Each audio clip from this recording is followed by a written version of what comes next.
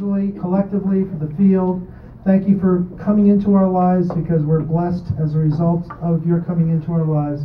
We wish you a long and very, very happy retirement with Paul, and we will follow you forever. Here. Here, here. Here, here. Here, here. Cheers. Okay.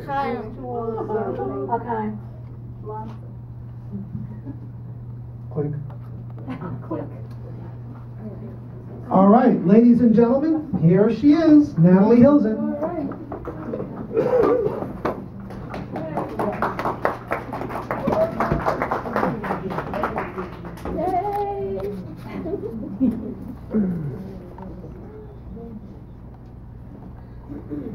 You know, I wrote down some remarks today, but they really are inadequate to this. I have never in my life imagined what this afternoon would be like. And to say that I'm not overwhelmed, I am destroyed.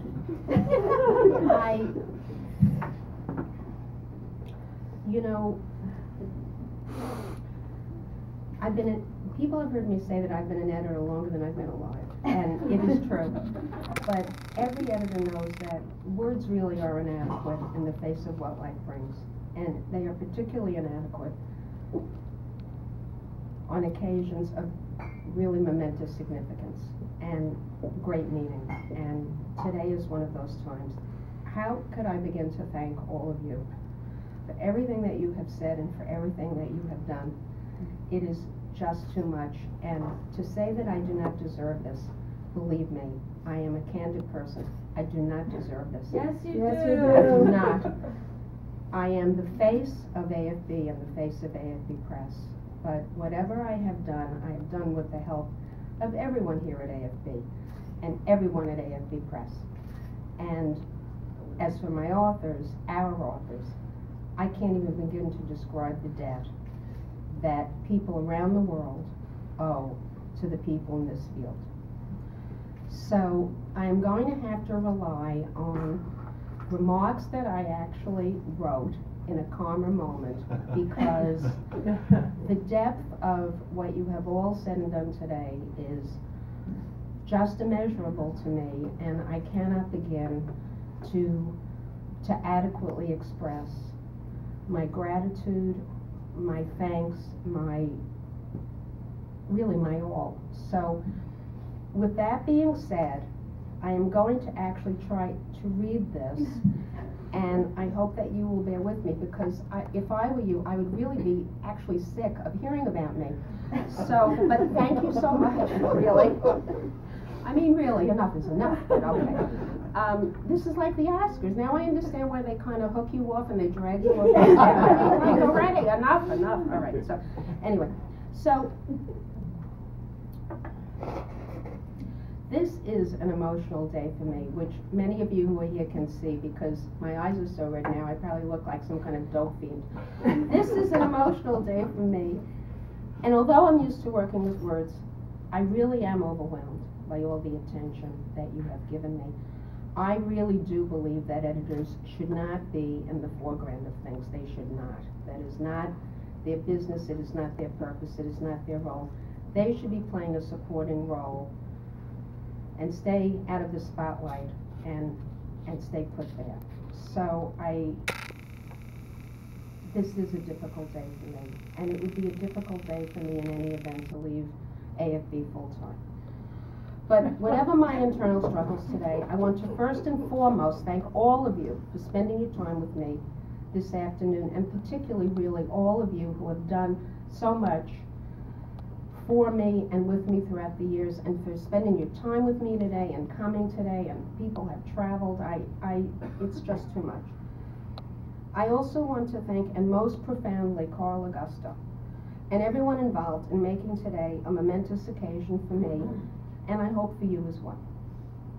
I've been here a long time, 26 years now, and all of you in some way have been part of my life here at AFB and the work I've been so fortunate to have a chance to do. So thank you all deeply, most sincerely, and from my heart. When my husband Paul asked me what I was going to say today, thereby striking terror in that same heart, he offered a light note and suggested I mention that people have already begun asking me when I'm starting my golf lessons. You may be surprised when I tell you that I don't think golf is in my future. But I do think that once I'm let loose on the world, I expect to read a lot more non-AFB press publications, see more of my family and friends, and volunteer time to some causes that I think could use some help.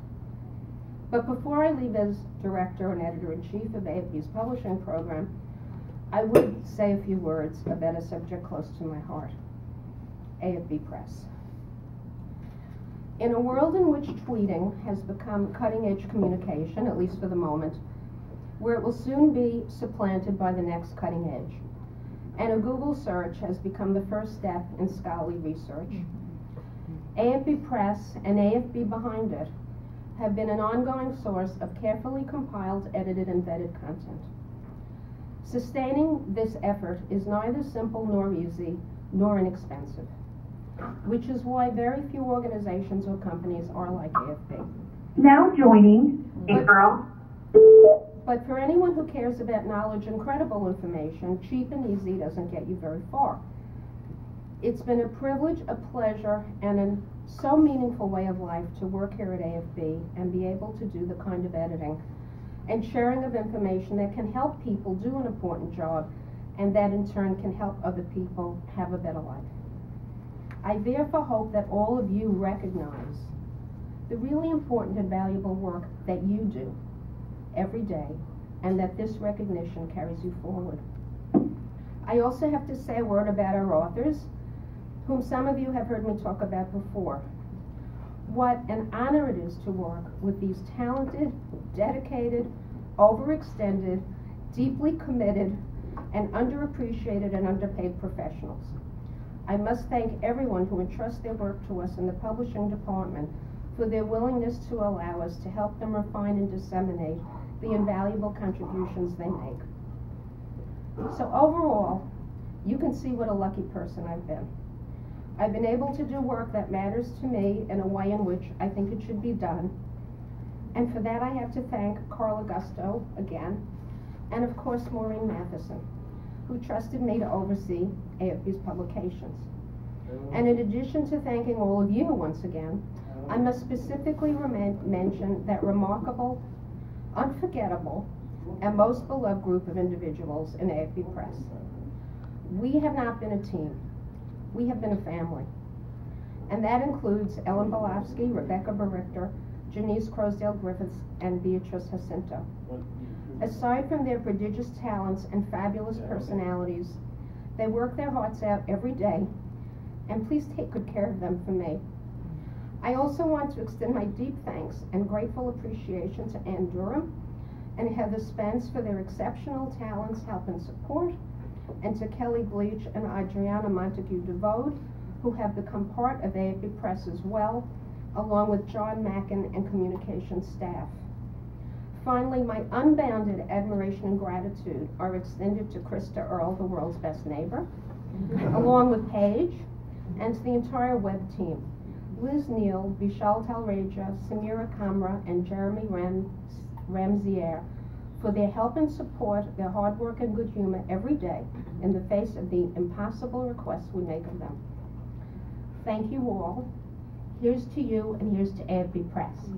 And now, wait, Paul, wait. Turnabout is fair play. And I have compiled a JVIB cover.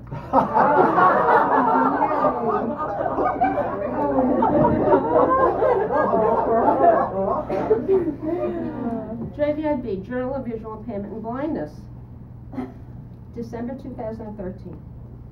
Coping strategies. The use of capital punishment as a communication strategy with authors, a demonstration project by Rebecca Berichter and Diane P. Wormsley.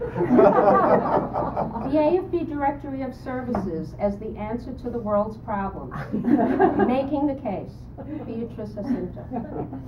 Technology notes, stop the presses.